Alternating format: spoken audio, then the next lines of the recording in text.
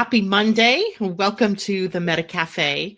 I'm your host, Janet Hickox, and grab your cup of coffee or tea and sit back and let's talk some astrology, some human design, and if time, maybe I'll even draw an oracle card. So how is everybody doing this Monday? Good morning, Roseanne. And yes, I am feeling better today. Not that I was sick. Good morning, Michelle. That's funny because I was just texting with Michelle and her daughter reminded her that I needed to go on air live in a couple of minutes. Gotta love kids. It's not that I was feeling ill. I have been having issues trying to put myself in proper context in this world that I'm in. And I know some of you are feeling that too sometimes. Good morning, Mimi, and good morning, Suzanne. It's great to see you both out there as well this morning. And I'm a seeker. There's no doubt about that. I carry gate 11 in my conscious earth, and a part of my existence here is about looking for answers. And of course, you can't look for answers unless you come up with some powerful questions. And of course, my life then shows me those powerful questions. Who am I? What am I here to do? Why does this not work for me? What would work for me, et cetera, which then causes me to go out on this search. And a part of that search for me is also because my sun is in gate 12, I tend to contract. I pull inward to myself to be able to do that kind of thing. But then from that, I'm able to emerge back out of the cocoon, if you will, or out of the darkness and back out into the light. Such is the case when you have also your sun in natal 12th house. And so that is a part of my process. It's a part of who I am. And I'm always asking questions, annoying questions most of the time, but questions nonetheless. But then I think everybody gets to share in what I observe in myself, which has, hopefully has value for those of you out there living your own lives. And sometimes I dare to go places that other people might not go. I kind of entertain sometimes that idea of, what does this mean for me? And if this is the truth, then, why am I living this? Or if this isn't true, why am I living this? So anyway, if you see me at times being frustrated, it's a part of who I am. I'm a generator, and most, 35% or so of you out there are generators or manifesting generators who have a theme of frustration in your life. And that theme is often when you're pushing into places that your soul is not ready yet to go. But also when that energy feels like it's at a stopping point and you're on a plateau, we call it, and you want things to happen and you're just like itching to make it happen. So you get frustrated because either one, you leap into something and it doesn't make any sense for you and it blows up in your face. Or two, you are stuck feeling the feelings of what it's like to be stuck with no visible means of getting yourself out of it. So what did I do all about that? Well, this weekend, Saturday, I kept myself busy writing a blog post for everybody on the new moon. And on Sunday, I went for a bike ride. There was a pause in the rain here in the Pacific Northwest. So I got on my bike and rode 10 miles. Wow. And the first couple miles, I was really like, what are you doing? I'm sore. I don't want to do this. My heart's beating really fast. And I'm like, But then I realized I was going uphill and that was why that was happening. And the rest of the ride, even though it wasn't downhill, was certainly a whole lot easier because I just used some of my will energy to push through. And then my body went, yes, I love this idea of action and movement. So sometimes the way we break the impasse in our energy is to do something completely different. To get out of your head, you've got to get into your body. And not that I mean that your head isn't part of your body, but sometimes you just got to get out of your own way and go and do something completely different. And that's what I did. So today I'm left feeling a whole lot better. But here it is. It's Monday. And so we have a lot to talk about. For one thing, this is going to be a very interesting week.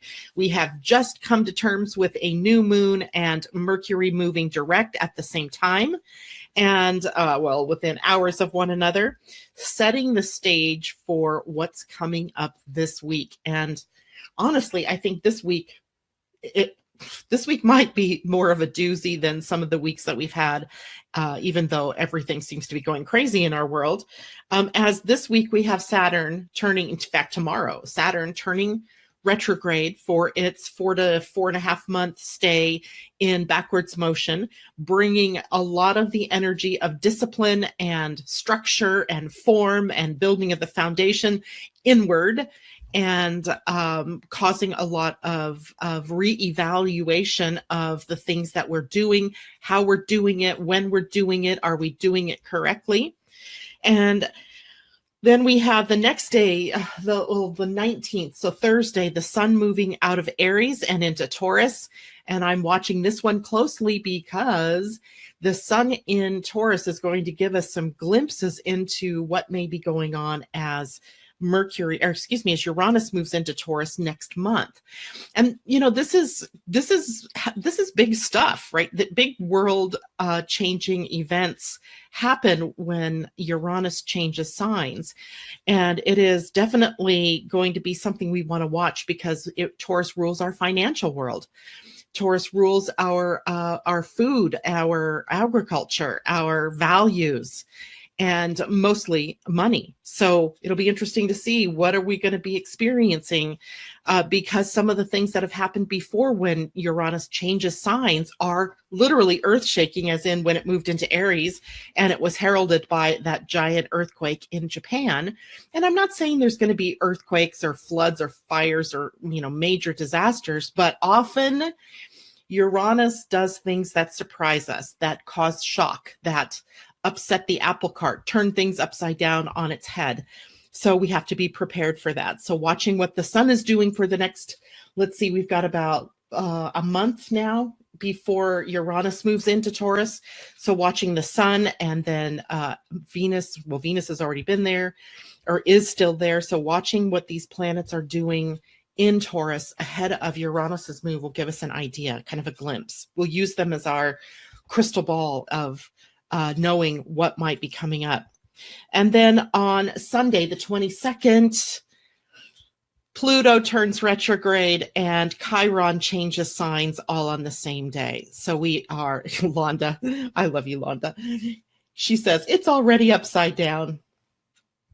It's already upside down. You're right. We're upside down. You know how we take those snow globes and we shake them up and then, we turn them upside down and, to see it snow. I kind of feel like that's what's going on in our lives, where we're being turned upside down, turned right side up. Things look like they're going to go straight ahead, and then boom, we're back upside down. So you got to love it, right? We can't do much about it. It's kind of out of our hands. The good news is, though, that we can be in the know, right? I can keep you updated as to what's happening, because as above, so below. And that's what we've got to look for, right? We've got to look for how is it that we work with this energy. So I just got to remind everybody that we came out of a void of course moon this morning. So we have the all clear move ahead energy with the new moon.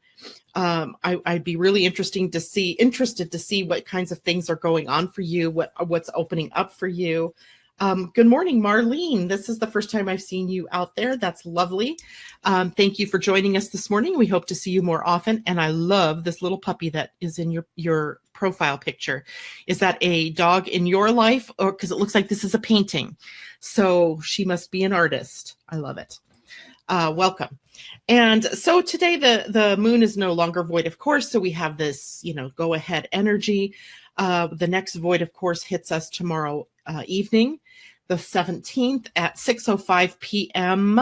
to 8:02 a.m. So for the most part, it happens after your workday on the East Coast. And so there's not much that you have to worry about there. For us on the West Coast, it happens from 3:05 p.m. to 5:02 a.m. Thanks. Good job, Londa. She says that she invited her. She is an old girlfriend, not an old girlfriend. She's just a friend that you've had for a long time. Oh, gosh, I love it. Zoe Rosette Stone. Is that your name, Marlene, or was that the dog's name? It's kind of funny to use Be Live because I can get comments from you all and then I can repeat what I'm reading, but then there's that lag time before I get the answer. So it's kind of funny to see, this happening, but So I get that Marlene is an old friend of Londa's, and I'm not sure yet if Zoe Rosette Stone is her dog that is in the profile picture or if that is her full name. So we'll see in a minute. So Roseanne's laughing, and the artist, Londa says, the artist's name. Okay, both. Gotcha. All right, well, see how easy things can get messed up for you when you're in the shadow of a planet like Mercury changing direction. So it's the dog's name. The dog's name is Zoe Rosette Stone, which I think is awesome. And the artist, was the artist the dog? No, can't be. Okay, never mind, Janet. Just stop. We're going to move ahead now. So here we are in the beginning of the week, and today is as Monday. Let's see, what is the biggest thing going on today? Is the moon is trine Saturn. So that the moon trine Saturn is sometimes a heavier feeling, like where our emotional self or our inner self feels a little bit more serious, feels a little bit more emotional, like we're on the edge emotionally. However, the moon moves quickly, so it's already in a position to let that pass. But as the day goes on, you may feel a little bit more emotional. Don't let it upset you. Emotions are like water, they flow and they change. So if we realize that that's what's happening, we can work to keep our emotions, in a smaller wave instead of the tall high waves that drop also precipitously low. And so we can moderate, if we will, our feelings here. It's not a long lasting transit. So we could be through that. And there isn't really anything else hanging over our heads today. So that means that we can spend some time talking about Saturn retrograde and Pluto retrograde and what to expect. So you have to remember that anytime a planet is moving forward, it is playing on the world stage. It's playing in the outer world, and is often showing us the the shift that we have to make in the outer world to work with this energy. So, for example, I think we've seen very clearly some of the workings in politics and some of the workings in the infrastructure of our world as it relates to form and structure, and whether or not something's built on a foundation of any kind of substance, as opposed to a foundation made of sand or mud that is going to sink us. And so Saturn moving retrograde then gives us this time maybe that we can do something about what is happening as far as the form and the structures that we've been putting into place, either in our own lives or as a collective.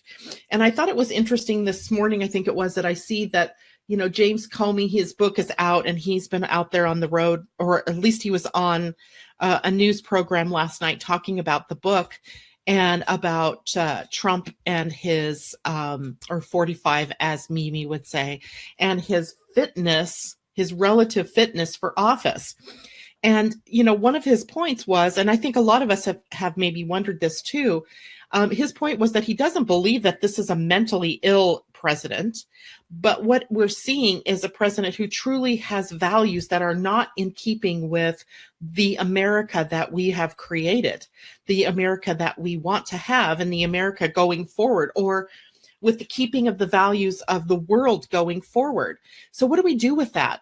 And it's an important thing for us to do, because I think now we have this opportunity to look within us, to look within now and see where is that part of you that still is in support of, or is keeping alive some of those older values that no longer fit the paradigm that we're in.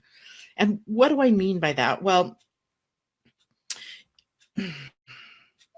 it's an uncomfortable thing for us to look at sometimes when we see something going on in the outer world. If we take something like prejudice, or if we take something like bias, and we see it playing out on the world stage, right? And then we have to turn it inward, and we have to wonder, what is it that is in me that still is in resonance with that? Or if it's not in resonance with it, because I would probably think most of us are not in resonance with that, but where is it that we judge other people harshly for it? And that is, where the real juiciness comes when a planet like Saturn moves retrograde, we get to pull it inward and see where is it that we're still resonating with that. With the, I drive by this sign at least a couple of times a week, and it says it's the Trump and Pence sign, and underneath of it, somebody didn't take it down after the election, and underneath it says "Make America Great Again." And I got to ask you all, do we see that America is getting great again? And here's a better question: was America ever not great? And I wonder what's going on, that some part of the country believes that the greatness of America is in some of the values that the president has been putting forward, or at least has lived in his own life. So questions, right? Questions. I don't think we resonate with that, but it's on our outer world screen. So now we get this opportunity to look inward and look to our own structure and what are we doing? What are we promoting out there in the world? Pluto turning retrograde on the same day that Chiron changes signs from where it's been in Pisces for 6 years to now Aries, is also interesting because Pluto is about empowering ourselves. And for the last 6 months, he's been in the outer world empowering and crushing and transforming and changing and mutating. And now he moves to the inner planes and does the same thing. And it's, his process is about transformation, but through empowerment, where Saturn is about exposing unsustainability and in favor of our creation of something more sustainable. So together, these two in retrograde are going to be really asking some important questions over the next several months. And encompassed in that time period, some of the inner planets are going to retrograde, Mars and Venus.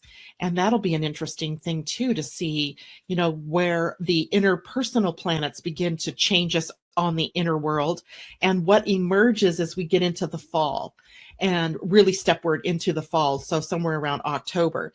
So I think we're setting the stage now. We're setting the stage for how things are going to be later in this year.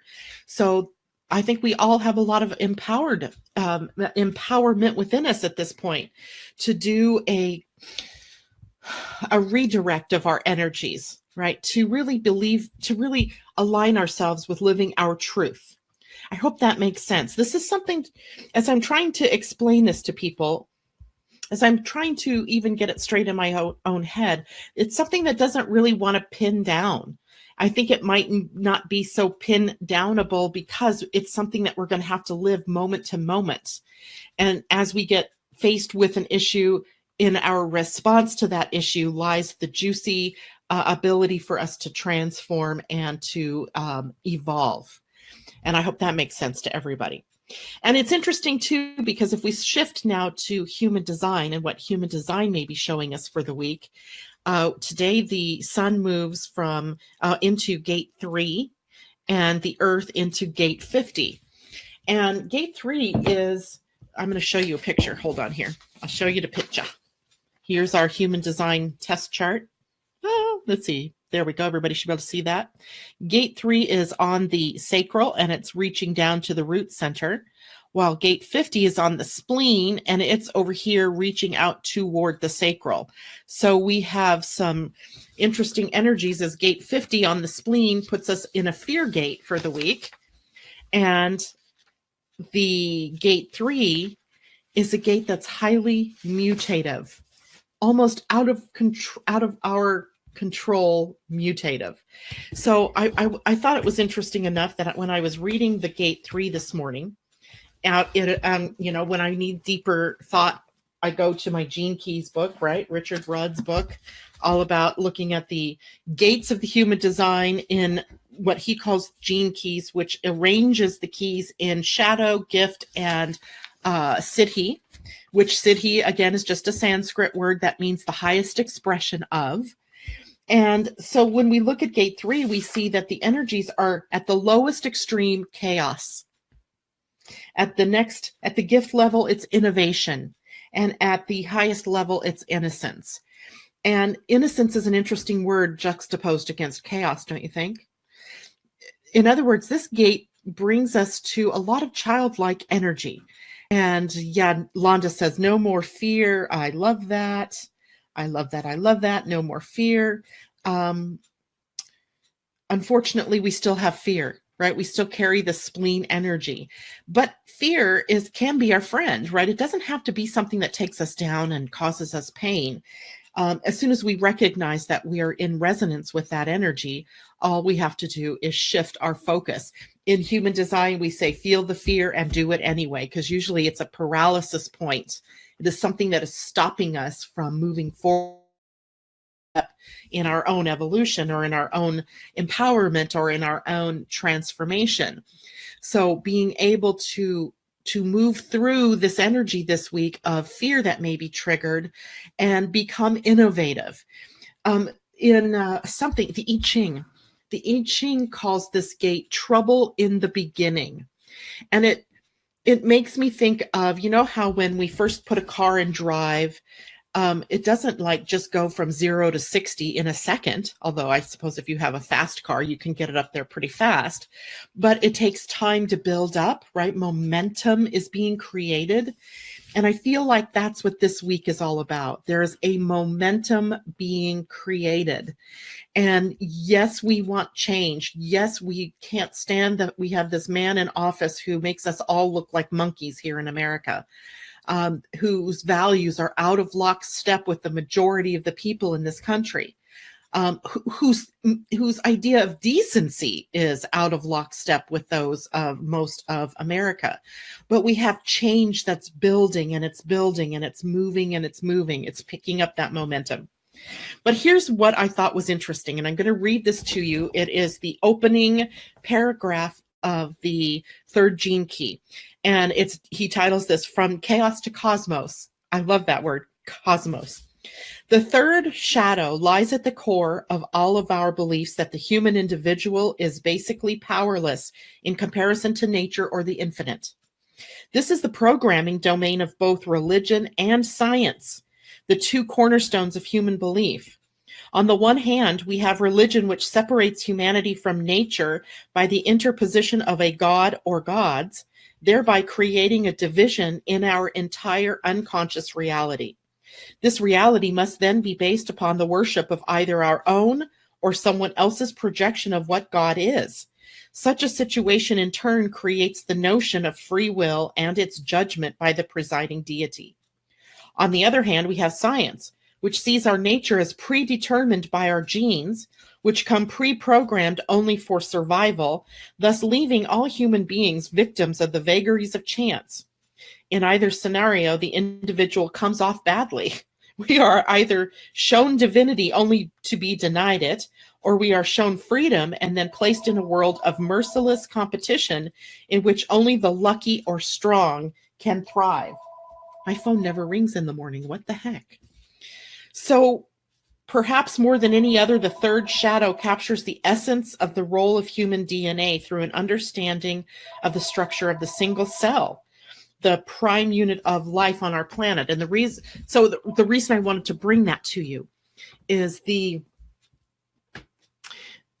this shows us how things are changing, and yet how we can get ourselves caught up in this concept of separation, and how we can get ourselves caught up in the us versus them, and that it's based in belief systems that we've bought into over the course of millennium. And I don't mean you on a personal level, because you on a personal level may not have any religious leanings, but we as a people have a religious leaning. We as a people have scientific leanings, and both of them, isn't it interesting that he throws both religion and science in the same dogmatic sense, right? That they create these dogmas. And if we throw our hat into that dogma, then we become as much a part of the problem as the religion or science itself. So it really begs for us to move into innovation this week, to really move out of this same old order, same old chaos, and elevate ourselves in a way, become like children, and this morning and you guys can get this yourself. I don't know if I won't be able to project it because I didn't do a second screen. But every week, excuse me, when the gene key changes, Richard sends out an email, and it talks about the energy of that particular week. So you can go to his website at Gene Keys, I think it's genekeys.com, and subscribe to his mailing list, and you can get in your own email box each week the changing of the energy. And it's really kind of fascinating to see how this happens. Now, the Earth at gate 50. So remember my concept of how human design works, where the sun is providing all of this energy. It's providing the way forward for us. And it then is filtering all this energy down through you as the human being, whose interface is right here through your root center on the earth, right? That's how I always think of this. And so we're rooted on the earth this week by harmony at its highest and corruption at the lowest and equilibrium in the middle. And this is gate 50, by the way, which is on that corner of the spleen headed over to the sacral center. Now, gate 50 has a fear associated, and its fear is that it is going to fail in its responsibility to its fellow humans, or to its community, or to its family. So gate 50 is often someone who is pushing to, the more they try to express themselves and live their own life on their own terms, the more the fear of, yikes, but I'm not taking care of my family. And if I don't do things exactly right, then my family is going to suffer, and then I'm going to have been a failure. So we have to kind of push through this energy. But more than that, gate 50 is the beginning of the feminine, feminine energy of community, tribal energy. And gate 50 is the beginning of laying down of the laws. And that is squarely in the feminine energy, which I find quite striking. It is up to the feminine to raise the children and to guide the children along the lines of our values and the laws and the rules of our community, our tribe, or our civilization, and to keep those basic values moving ahead. And in that is also, it is a teaching sort of energy. And gate 50 is leading over to the gate of nurturing at gate 27 on the sacral, which is where we feed and clothe and take care of one another. We cook for, we clean for, we make sure that you have all the tools that you need. But the tools and everything and the nurturing comes also with rules and how we live our lives with one another. So this is an interesting week, right? Because we have on one hand this energy of innovation and chaos coming into what could be innocence, but also this idea that we have to transmit common core values throughout the dynamic of our tribes or our communities. So I find it to be an interesting gate also in the shadow of the new moon, right? What new things do we want to create? What new values do we want to transmit to people? How do we really want to live? And here's an even better question. Can we take the outer world stage and see where it is out of alignment with our common values and redirect the energies, right? Redirect the energies toward that which is in alignment with what we really do value. And I think that's the question that we're really looking at. That's the question certainly raised in Comey's book, is that, here we have this person that is elected to highest office in the land, who is representing values that aren't concurrent with everybody else's values. There is a small percentage of the population still out there. And the way I look at that is that small percentage of the population that is in synchronicity with that kind of energy is creating the resistance, is creating the heat, is creating the energy for a change of state. I don't know if I've ever shared this with you. One day maybe I'll find my board and I will show you the dynamic of, if we take an ice cube, for example, in its solid state, water is ice. It's solid, it's hard, it's very difficult to do anything with it until you add some heat. Heat can also be resistance, right? Resistance creates heat. And you add some heat to it and it changes state to water, right? Water's definitely powerful, but it's also got its own limitations. But if you add more heat to it, it undergoes a further change of state. And that change of state then looks a lot like ascension, because then water evaporates and becomes vapor. The molecules are vibrating at such a high level, they take off, if you will, and become something else. And it's that percentage of the population out there that is creating the resistance. And I don't mean resistance as in grassroots movements and how people rise up and do something. That's not what I mean. I mean resistance. They're creating that energy that's going to light a fire, right? And when they light that fire then is going to change literally the state that we are in. And we can either choose to be part of the resistance that needs to light the fire, or we can hold space for this innovative energy, for this new energy to come in, for the values that we really carry, that we really are in resonance with, to manifest. And the only way we can do that is to clean our own house, right? Clean your own house, clean your own mind, be mindful of what you're doing at all times. When you're reacting to something, when you're choosing to purchase something, make sure it's in resonance with you. And that is how we empower ourselves through this period of time. Wow. Sounds so easy, doesn't it? Anyway, so that is kind of the week we're looking at. And actually, probably the next several months are all going to be about this same theme. How are we empowering ourselves? How are we going to hold space for a new paradigm to really shift in, gain momentum, and be the force that turns us into the people that we really want to be, right? I hold out hope for that. I'm holding out my childlike innocence that is something we can create.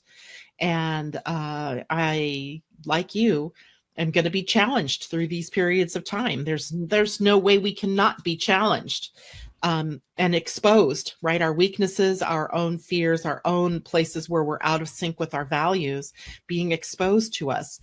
And I welcome that as a way for me to make sure that I'm always moving forward in an empowered way, in a way that is compassionate and loving and helpful to the world that I find myself in. And I hold that out for all of you as well. I think that's all I have for you today.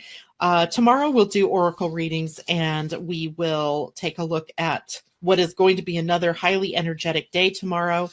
And until then, I love you all. Thank you for joining me in the morning. Couple of reminders. One, if you have not gone to my YouTube channel yet, please do and subscribe. I don't know why that's so important, but it is. And two, don't forget, Wednesday is our 3 Keys to Unlocking the Power of Your Human Design webinar at 4 p.m. Pacific and 7 p.m. East Coast time. On my Living Astrology Facebook page, you will find the link to be able to go pay for your webinar. Then you will receive the email with your link. And if you are not able to participate live for other engagements, especially on the West Coast, 4 o'clock is a tricky time for some people, then as soon as the broadcast is done, it is recorded and archived, and you will still have access to it, right? You will be able to gain access to it because you've paid for it. All right, everybody. Thank you. Take care. Have a great week. And I look forward to seeing you all tomorrow morning. Bye for now.